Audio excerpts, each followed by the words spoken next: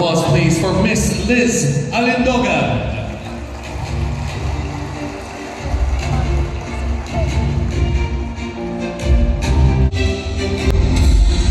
Here she is, ladies and gentlemen. An honor to have her here tonight. One more time, lakasan po natin ang palakpakan for Miss Liz Alindoga.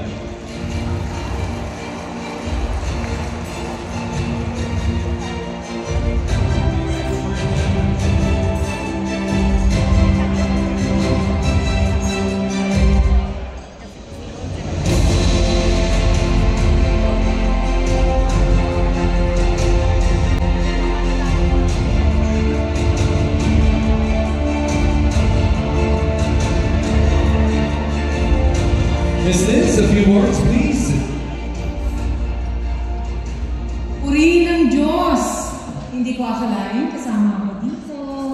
Maraming salamat muna sa at itong grupo ng Legacy Awards this 2025. First time ko po, kanina, supposed to be nandito po yung husband ko. Sabi ko, kailangan umattend ka at makita mo kung ano naman yung ginagawa sa akin ng mga kaibigan ko na pinaparangalan din ako ng mga dito.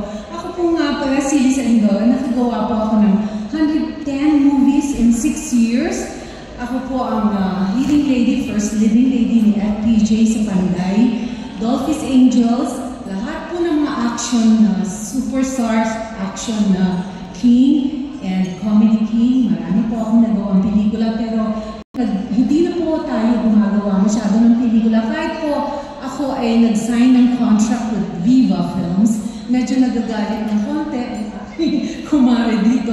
Nagtatampo kasi hindi po ako nakakagawa dahil napaka-busy ko. I have 6 kids, I'm so busy, I'm a businesswoman. At napaka-devoted housewife and mother of 6 kids. I'm so happy I'm part of this legacy, and thank you so much.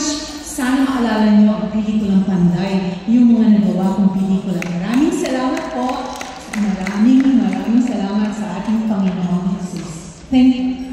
Who will never forget Panday? Who will ever forget that? So palakpakan po natin, Miss Liz Alindoga, ladies and gentlemen. We're so happy to have you. And by the way, because she is here on stage, she will also receive the award for